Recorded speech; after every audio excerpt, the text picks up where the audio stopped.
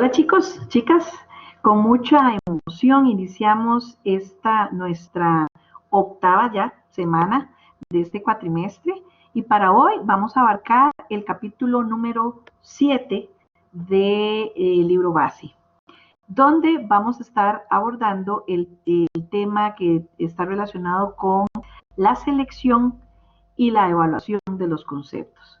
Como comentamos en la clase sincrónica, pues vamos a ir viendo cómo se relaciona la materia, especialmente con esa vinculación que tenemos con el caso de Madame C. Walker, que ustedes ya desarrollaron, pero que en nuestra clase del próximo sábado 4, pues vamos a extendernos en hacer este análisis. Entonces, vamos a compartir parte de la presentación que como siempre les tengo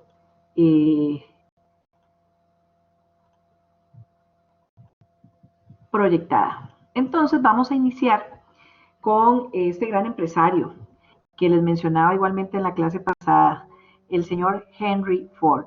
El señor Henry Ford, todos lo conocemos porque inició básicamente la revolución industrial a partir de la producción en serie del famoso automóvil de la serie T.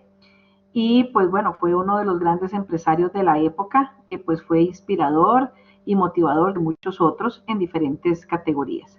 Y prácticamente pues el capítulo lo que nos va a llevar es a dar diferentes luces y caminos, porque estarán de acuerdo que podemos tener muy buenas ideas, pero si esas ideas no se sustentan de otro tipo de cualidades o destrezas que el emprendedor o la empresa que lo está desarrollando tengan, pues aunque sea una muy buena idea, esa idea tiene que estar sustentada en diferentes variables que pueden llevar al éxito o al fracaso a el desarrollo de un nuevo servicio o producto. Recuerden en la serie, por ejemplo, de Madame C. Walker, cómo ella tuvo una gran idea, porque ella lo que hizo fue tomar un producto ya existente y lo mejoró, porque uno de sus temas que tenía el producto original era que no olía muy bien. Entonces ella lo que hizo fue trabajar sobre ese atributo y mejorarlo, de manera que no solamente fuera efectivo en cuanto a que ayudara en que nutriera la parte del cráneo, sino que también ayudara a fortalecer el cuero cabelludo.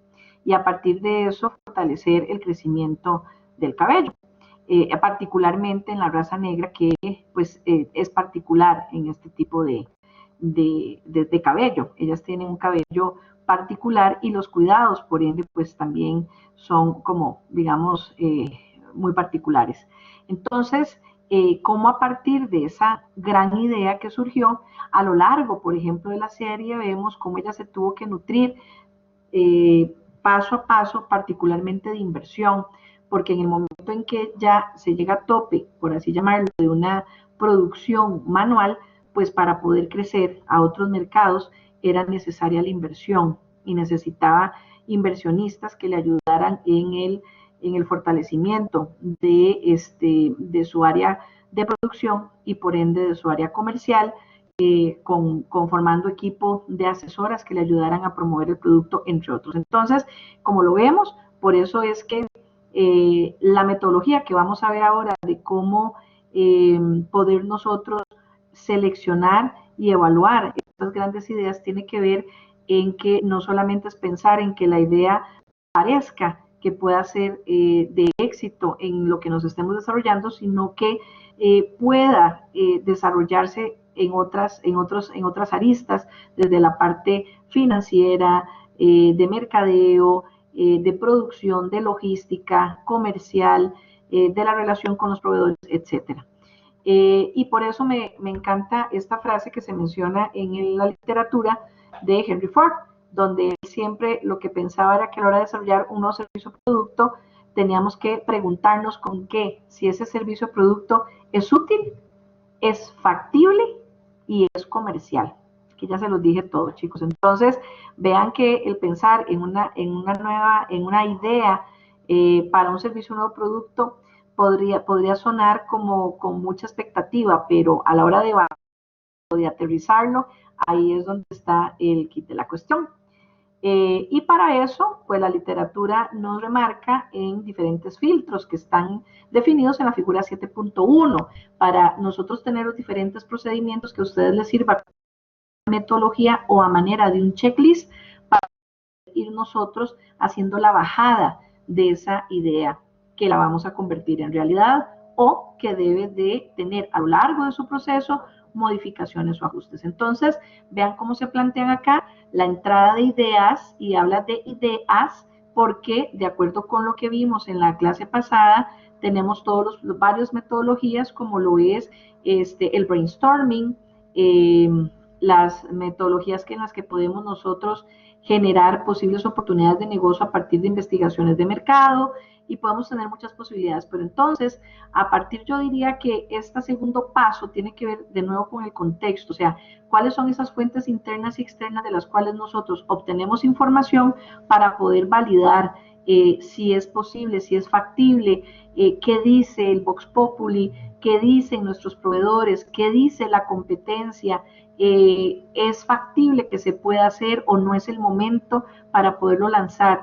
Entonces, aquí es donde nosotros, a partir de la consulta de fuentes internas y externas, debemos de empezar a hacer como un diagnóstico de esa para poder pasar al filtro número 1 y es, ok, esa gran idea que nosotros tenemos está acorde con la estrategia corporativa. Me voy a referir a un ejemplo. Puede ser que nosotros vamos a desarrollar un producto, pero resulta que por condiciones químicas ese producto definitivamente se tiene que envasar en plástico. Y entonces ahí habría que valorar si el tema de sostenibilidad, cuál es el tema y cuál es el valor en cuanto a la sostenibilidad por parte de la empresa, porque puede ser que la empresa haya tomado la decisión de trabajar solamente con productos o materias primas o en este caso tener envases que sean amigables con el ambiente. Pero si el producto por una condición de producción o químico necesita estar en un, quedarse en un producto plástico, ahí entonces tendríamos que ver si pues entonces o hacemos una modificación del producto o seguimos investigando para poder llegar a una solución que en donde este químico, este producto, este ingrediente pueda estar en otro tipo de envase. ¿Me explico? Un envase de vidrio, un envase que sea biodegradable, en fin, eso es para poner un ejemplo. A partir de eso, si pasa ese checklist, pues tenemos la validación del filtro número 2, que tiene que ver con el mercado. O sea, el mercado está listo para poder asimilar esta idea. A veces, a lo largo de la historia, hemos tenido propuestas muy brillantes, muy disruptivas, pero quizás se adelantaron demasiado a la época y quizás en el momento de lanzamiento no fue el momento porque el mercado no estaba preparado para poder hacer uso o consumirlo. Entonces, debe haber un timing porque probablemente años o meses después el producto se puede lanzar incluso en otro contexto y puede ser todo un éxito. O bien por tema de valores culturales. O sea, lo que nosotros lanzamos en un mercado puede hacer que tenga éxito y no en otro. Un excelente ejemplo puede ser a nivel de hábitos de consumo. Creo que en algún momento les he mencionado cómo se forma el consumo, por ejemplo, de una bebida como Nescafé. Y por qué tal vez Nescafé ha tenido éxito en otros países, no necesariamente en Costa Rica.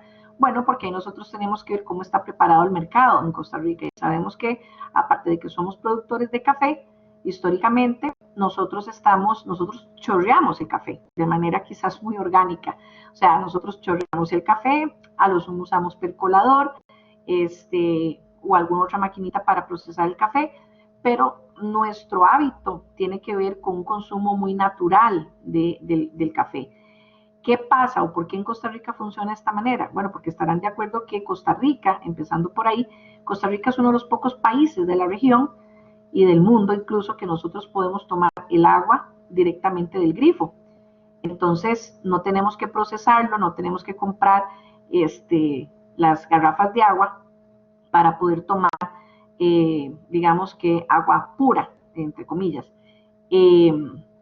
¿Qué pasa en otros países? Que si quieren tomar café, tienen que empezar por comprar el café en botella, agua embotellada, y empezar el proceso. O sea, generalmente la ley del mínimo esfuerzo es, bueno, como no tienen tiempo y viven en grandes urbes, pues digamos México, digamos Estados Unidos, Brasil, entonces lo que hacen es que simplemente calientan el agua en el microondas y de una vez lo que utilizan es el polvo instantáneo del café.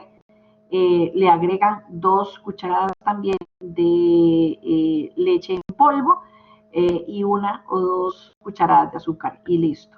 Entonces va viendo, por un tema de cultura, hay que hacerlo porque están acostumbrados desde su ingrediente principal, que es el agua, para poderlo mezclar, cómo está acostumbrado ese mercado a procesarlo. Entonces, pues para mucha gente, ni en el sabor, ni quizás en la misma forma de consumo, les parecería, más bien parece extraño que se haga este proceso, cuando en Costa Rica, por ejemplo, para nosotros es muy natural tomar el agua del grifo y simplemente chorrearlo. Y ya, voilà, tenemos nuestro café, que por demás, bastante natural, bastante fresco. Entonces, ahí es donde algunas ideas pueden funcionar muy bien en un mercado determinado y quizás esa misma no se acopla en otros. Luego pasamos al filtro número 3, el tema del producto y la tecnología. Esto me recuerda mucho el caso que les había mencionado de Teams, donde el producto fue maravilloso, y generó un impacto en el mercado costarricense, la campaña publicitaria fue exitosa. Sin embargo, el consumo, o sea, la demanda del mercado costarricense se producía en una semana. O sea, la máquina pasaba 3 semanas totalmente sin uso, lo cual en términos de logística y operaciones, pues al pasar de los meses se convirtió pues básicamente en tener un recurso en cuanto a lo que era el tema operativo, el poder ser eficiente o tener un nivel de capacidad de producción muy bajo de lo que estaba planteado. Prácticamente la máquina era para producir el consumo no solamente probablemente de Centroamérica, sino del Caribe y demás. Entonces ahí es donde, a pesar de que fue una gran idea, de que el producto quizás tuvo un check en el resto de los procesos y que quizás en este caso Gallito apostó a probarlo en el mercado, al pasar del tiempo pues básicamente tenían una producción y todo un recurso no aprovechado, por lo menos en la capacidad, diría yo que tolerable, y por ende tuvieron que sacarlo del mercado, ¿verdad? Porque si pasamos al filtro número 4, pues a nivel de finanzas, a nivel financiero, no estaba dando los réditos que se habían proyectado. Habría que ver también ahí cuánto fue la proyección de la inversión en la máquina y en cuánto tiempo lo querían recuperar, que para todos los efectos, recuerden que con un tema financiero, a la hora que nosotros desarrollamos un nuevo producto o servicio, no necesariamente vamos a tener los efectos y los resultados de manera inmediata. Según pues lo que demuestra la realidad y la parte teórica, por lo menos tenemos un año, o sea, tenemos que estar preparados para 12 meses donde usted como inversor o inversora tiene que proyectar, tener liquidez suficiente para poder mantener pérdidas incluso de ese nuevo negocio proyectados a un año. Si le va en los meses siguientes, usted puede recuperar ese dinero, pues creo que le fue bastante bien debido al planteamiento y también de que ese producto o servicio fuera realmente favorablemente acogido en el mercado. Y entonces, pues luego esto es un 360, ¿verdad? Las ideas salen y se depuran. Vean, por ejemplo, en el proceso de Madame C.D. Walker, cómo ella inicia con un producto, pero a los años ya ella, al tener el éxito, después de muchos temas que trabajó y de ser persistente, ella empezó a tener extensión de líneas, ¿verdad? Desde lo que era champúes, etcétera. porque ella empezó a extender y ver oportunidades de negocio como un 360, y los que estamos en mercado sabemos que esto es una historia de no acabar, porque es un proceso donde inicia y hay procesos en los que, aunque yo tengo un producto, siempre tengo que estar cambiando. Muchas veces pueden haber ingredientes nuevos, pueden haber extensiones porque nuestros usuarios o consumidores o clientes requieren algún tipo de beneficio diferente, debo de cambiar el empaque, debo de ir ajustándome a esas necesidades de contexto y de nuestros clientes y del mercado. Entonces, es un 360 que va fluyendo. Y bueno, es muy interesante porque la literatura nos habla del tamizaje de ideas, que tiene que ver con el interés y la compatibilidad que tenga la empresa. Y por eso me encanta esta fotografía, porque sí, es como una especie de zarandeo. Yo tengo que depurar, o sea, tengo que tratar de depurar hasta el más mínimo detalle esa idea para que sea ganadora en el mercado o con respecto a la competencia o con respecto a la oferta que vamos a tener. Entonces vean que en general, pues aquí está un resumen de ese checklist. Hay un ejemplo de cómo se valora en este caso en la figura 7.7, cómo se hace una matriz de evaluación para una empresa en electrónica donde se habla de diferentes puntos. Por ejemplo, no los voy a leer todos, pero voy a mencionar algunos. En la parte de operaciones de la compañía, la seguridad del producto, el crecimiento que puede tener a largo plazo, a nivel de mercado potencial, cómo se puede proyectar el crecimiento de la industria, la estacionalidad, que eso está ya, se os había comentado en la cápsula, que tiene que ver con la definición de no solamente los objetivos, sino también de cuándo hacer promociones en temporada alta o en temporada baja, cómo se maneja el tema de la estacionalidad, los factores geográficos y las pautas de compra, la factibilidad de comercialización.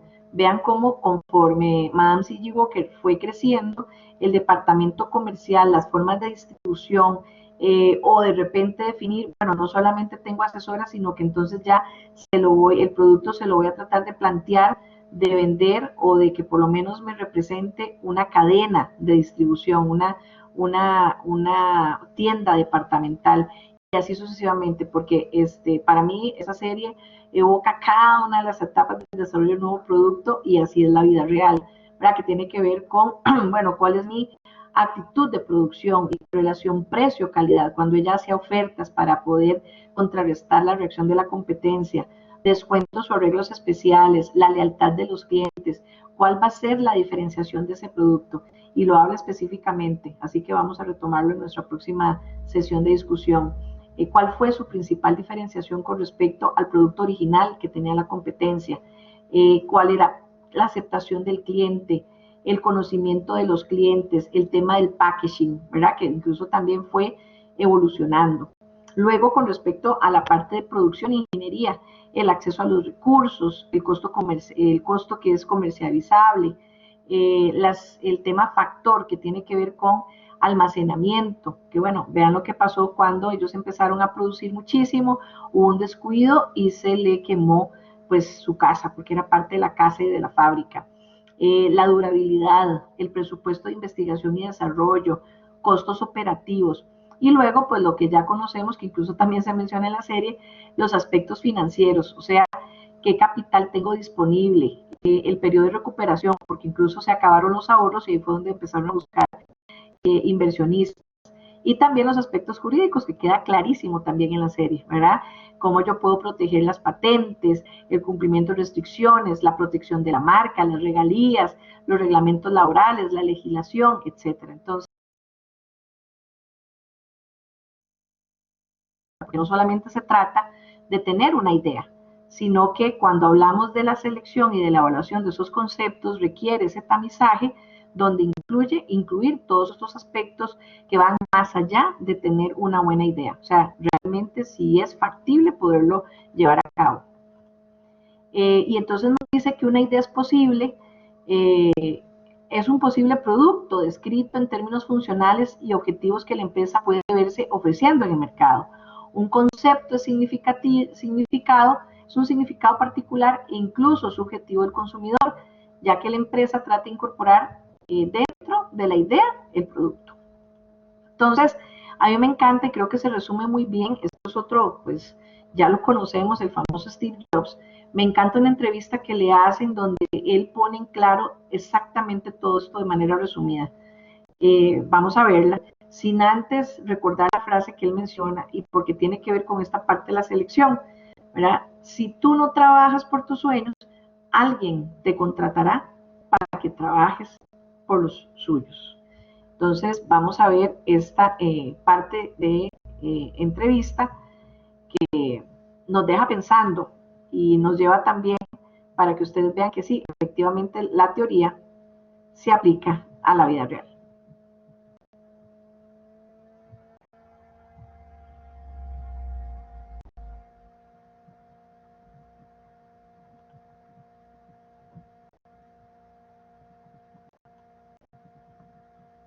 Bien, usted fue quien motivó al equipo. Tuvo que guiarles. Tuvimos que reunir al equipo. Sí, tuvo que reunir al equipo, motivarlo, guiarlo, lidiar con él. Hemos entrevistado a muchas personas del equipo que creó el Macintosh. Sí, y todos atribuyen su éxito al entusiasmo que usted le puso, a su visión de futuro. ¿Qué prioridades estableció? ¿Qué considera importante a la hora de crear un producto? Una de las cosas que más perjudicó a Apple después de mi partida fue que John Scully contrajo una enfermedad muy grave. Una enfermedad que he visto contraer a más gente. La enfermedad de pensar que con tener una buena idea se tiene el 90% del trabajo. Y que basta con decir a los demás: aquí tenéis una idea fantástica, para que la hagan realidad. Y el problema es que requiere un tremendo conocimiento del oficio hacer de una buena idea un buen producto. Y conforme uno va desarrollando una buena idea, va cambiando y creciendo. Y nunca acaba materializándose como se concibió. Porque al entrar en los detalles en pos del resultado final. Hay determinados comportamientos que no puedes conseguir de los electrones, del plástico, del cristal, de una fábrica o de un robot. Y cuando integras todo esto, el diseño de un producto requiere tener 1000 cosas en mente. Conseguir que encajen de diferentes maneras para alcanzar tu objetivo. Y cada día descubres algo nuevo, ya sea un nuevo problema o una nueva oportunidad de hacer que todas esas piezas encajen de una forma distinta. Y en ese proceso está la magia. Así pues, arrancamos con un montón de ideas estupendas, pero siempre he tenido la impresión de que un equipo que hace algo en lo que realmente cree es como cuando, siendo yo un crío, había un viudo que vivía en la calle y rondaba los 80. Daba miedo mirarle, pero intimé un poco con él. Se le ocurrió pagarme por cortarle el césped o algo así. Y un día me pidió que lo acompañara a su garaje porque quería enseñarme algo, y entonces sacó su viejo y polvoriento pulidor de piedras. Estaba compuesto por un motor, una lata de café y una banda en medio. Acompáñame, me dijo, y salimos al patio y cogimos unas piedras corrientes y feas. Las metimos en la lata junto con un poco de líquido y de arenilla. Cerramos la lata y encendió el motor. Vuelve mañana, me dijo. Y la lata metía mucho ruido con el golpeteo de las piedras. Cuando regresé al día siguiente y abrimos la lata, sacamos unas piedras preciosas y totalmente pulidas.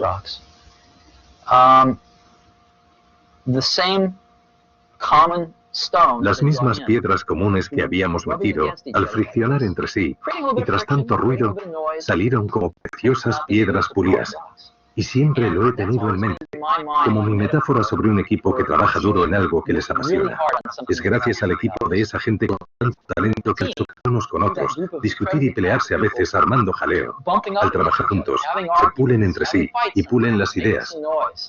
Y como resultado, se obtienen estas piedras tan bonitas. Así que es difícil de explicar, y desde luego no es fruto del trabajo de una sola persona. O sea, a la gente le gustan los símbolos, y yo soy un símbolo de ciertas cosas. Pero desde luego el Mac fue un trabajo en equipo.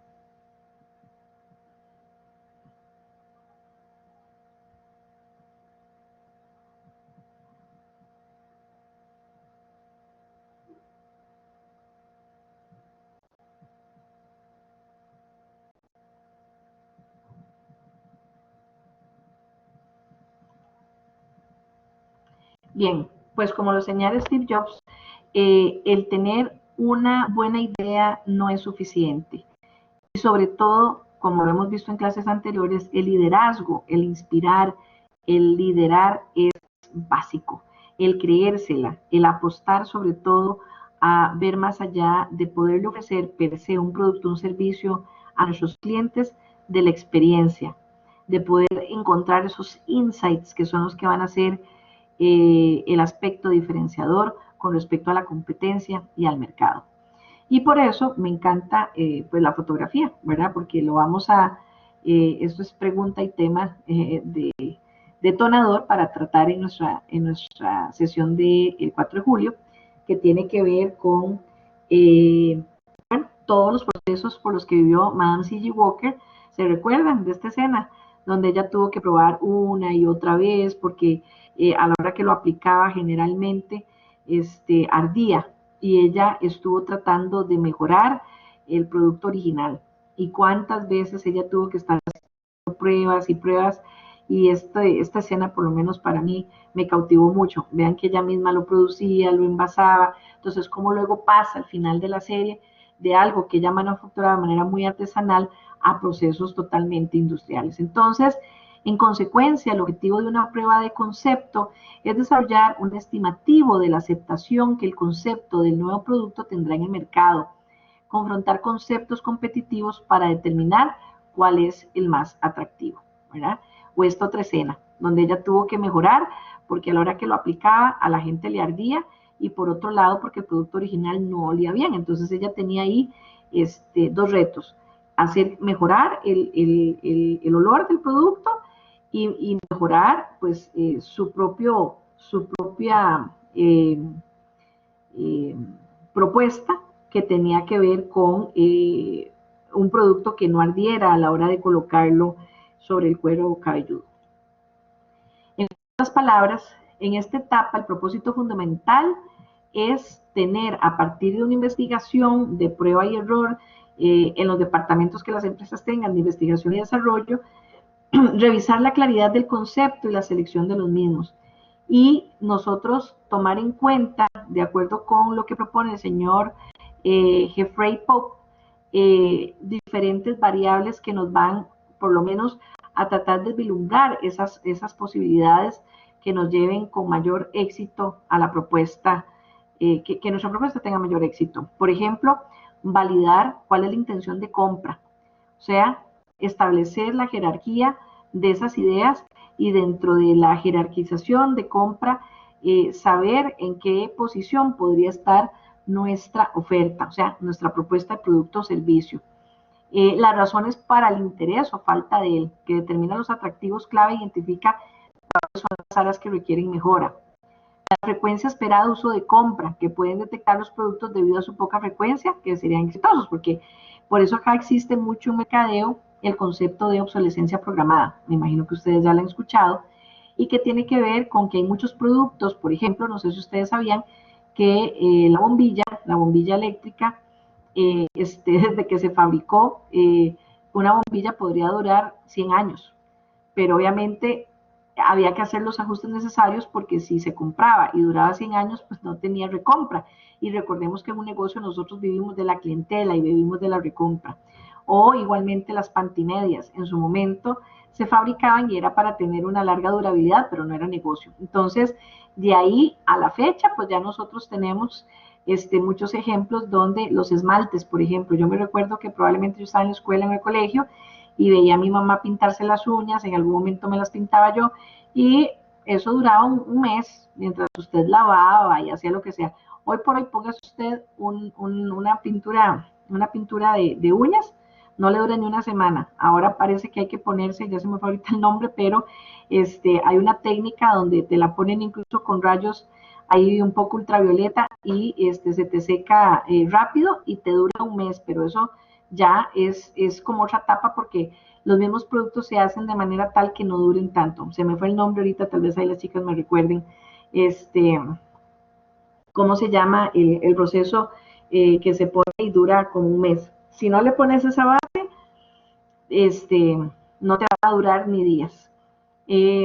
la singularidad y diferenciación que permite destacar los productos genéricos o que se perciban como una mala imitación. Creo que esto quedó claro con respecto a la oferta que Madame C.J. Walker nos hacía y con respecto a la competencia. Y por supuesto el precio-valor, que determina si el precio está afectando la aceptación del concepto que es sometido, ¿verdad? Entonces vean aquí parte del proceso, cuando ella ya se extendió, cuando se seguían, bueno, ya que era con tema de asesoras, de gente que llegaba a sus salones, porque parte de su visión fue, vean que inició con un producto, pero luego no era solamente que las señoras compraran el producto y se lo aplicaran, sino que ella los pudiera aplicar y empezar a crecer teniendo salones de belleza, digamos. Pero no solamente se quedó con los salones de belleza, sino que ya luego en una etapa buscó inversionistas para que ese producto se pudiera colocar en tiendas departamentales que tenían alcances ya muchísimo mayores en cuanto a exposición y a venta, por supuesto, para que fuera de aplicación personal. Entonces, también la literatura nos habla de tomar en cuenta los diferentes métodos de investigación que muchos de ustedes ya conocen, que es la cualitativa y la cuantitativa.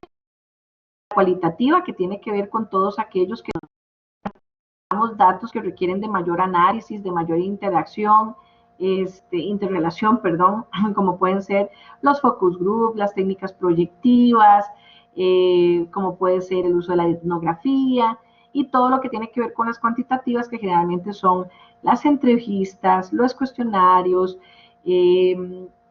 las encuestas online que se cuantifican, se hacen gráficos, pero acá lo importante no solamente tener los gráficos, sino interrelacionarlos, para de ahí tener hallazgos relevantes y a partir de los hallazgos relevantes tomar decisiones. Entonces, pues todo esto en resumen, vean por acá tenemos a la señora Aleya Bundles, que es la tataranieta de la señora de Madame C.J. Walker, y ella, aquí vamos a retomar esto para nuestro tema detonante en la exposición. No les voy a leer la frase, pero yo creo que se explica por sí sola, y ahí está como el insight, ¿verdad? ¿Qué era lo que realmente buscaban las chicas negras de la época? No necesariamente era el producto en sí, sino cuando ellas compraban ese producto, qué era lo que realmente, qué era lo que había detrás de todo esto. Y creo que fue lo que la diferenció y fue lo que ella también supo vender y trabajar muy bien a nivel de su liderazgo y también de la ayuda de su esposo a nivel de la publicidad. Entonces, eso es importante considerarlo. Ahora, tengo acá una pregunta detonante que quiero que también la desarrollemos en la sesión, porque esto es totalmente opuesto. Vean que generalmente yo les he venido hablando cuando tocamos el tema de que era primero si el huevo o la gallina, y generábamos que un mercadólogo ve oportunidades, ve ese mar azul y lo que hace es ofrecer al mercado oportunidades que ve latentes de acuerdo con las necesidades de ese usuario o de ese cliente o de ese consumidor, y que es a partir de esa oportunidad que él desarrolla y pone sobre el tapete la propuesta. Sin embargo, la literatura nos habla de que, por ejemplo, de esto es un caso Post-it, donde nos habla que, por ejemplo, en alguna medida las empresas hay ciertos casos que pueden crear mercados, o sea, ellos van a crear la necesidad. Dice que es un error interpretar que el concepto modern marketing como identificar y responder a las necesidades, deseos y expectativas existentes, o sea, ya existentes de los clientes, puesto que, como se ha dicho, estos pudieran no estar conscientes de algunas necesidades. O sea, el planteamiento es, y quiero conocer su criterio, que muchas veces si hubiesen hecho una investigación de mercado, si le hubieran preguntado al consumidor qué tan factible o necesario veían una propuesta como Post-it, hubieran dicho que ninguna, porque hasta ese momento la gente no tenía la necesidad, no existía, no lo conocían, quizás como no se sabía que les podía ayudar o facilitar algún tema, pues la gente ni era prioridad, ni lo veían como una opción, ni tampoco lo necesitaban. Entonces, que más bien, eso es lo contrario. Ellos, ustedes, bueno, aquí les dejo la tarea, que se los había mencionado ya desde la clase pasada, en algunas clases, investiguen cómo fue que se dio, cuál fue la historia y cómo fue que se llegó al Post-it, ¿verdad? Y a partir de eso, ellos lo que hicieron fue, ok, lancémoslo al mercado. Y fue tanto el éxito que entonces la gente quizás nunca lo pensó, nunca vio necesario, pero a partir de ver su practicidad y su usabilidad, la gente ya lo hizo parte de, y para algunos pues se ha vuelto como estilo de vida contar con los famosos POSIT. ¿Ok? Entonces, eso es pregunta detonante para que la trabajemos en la próxima semana. Y para ir finalizando, pues quiero cerrar, como les digo, venimos de diferentes casos, diferentes ejemplos. Nos vamos a centrar específicamente con el caso de Madden City Walker, porque a mí me parece fabuloso todo esto, casi que encerraría todo el curso. Pero también quiero venir al caso de TikTok, ¿verdad?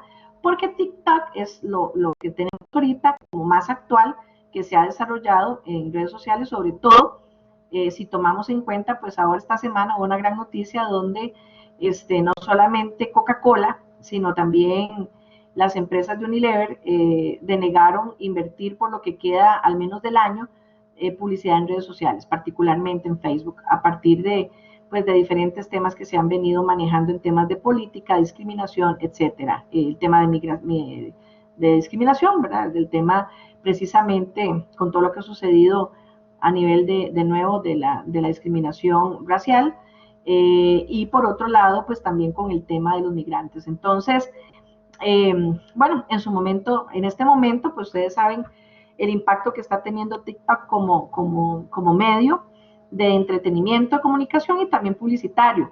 TikTok nace como un startup y que, bueno, nos preguntamos qué es un startup.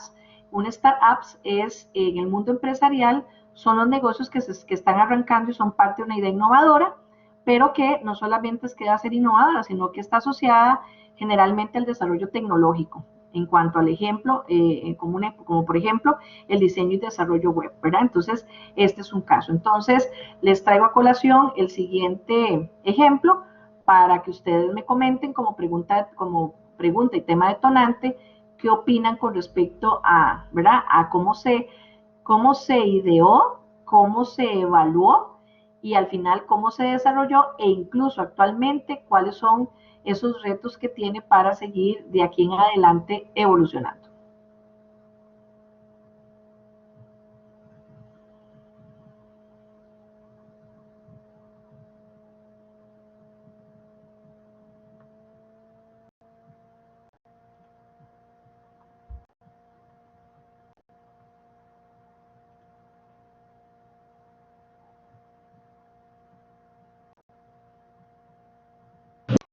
¿Hablas inglés? Can you understand what I'm saying? And if you can you answer me? Si has estudiado inglés antes, pero todavía no lo puedes hablar bien.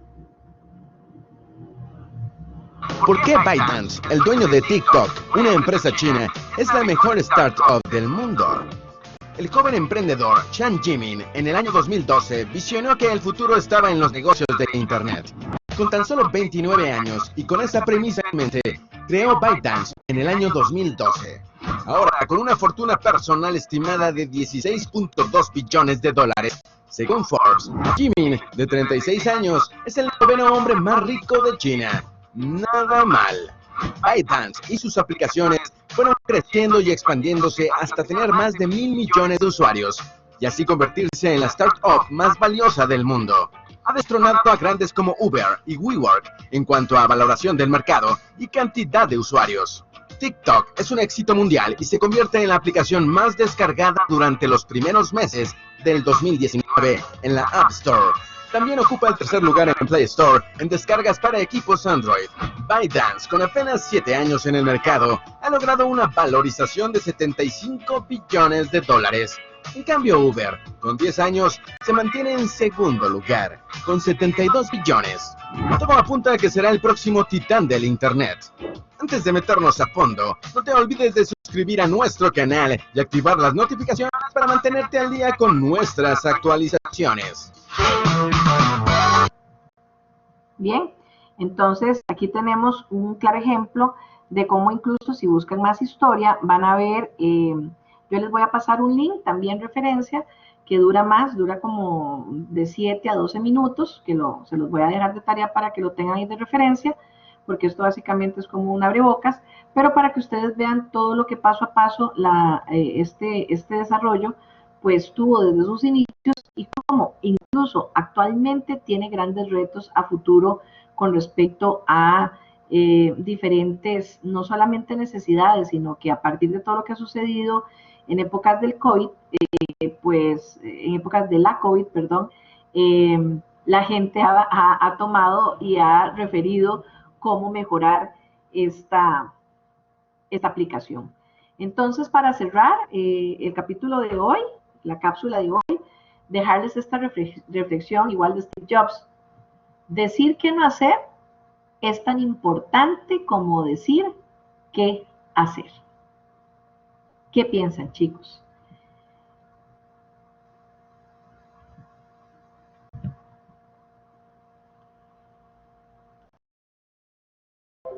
Entonces, nuestra cápsula de la sesión número 8, capítulo número 7.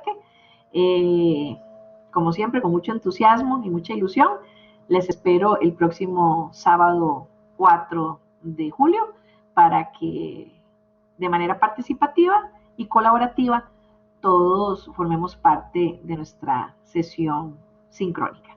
Cuídense mucho, cuiden a sus familias y los mejores deseos. Muchas gracias.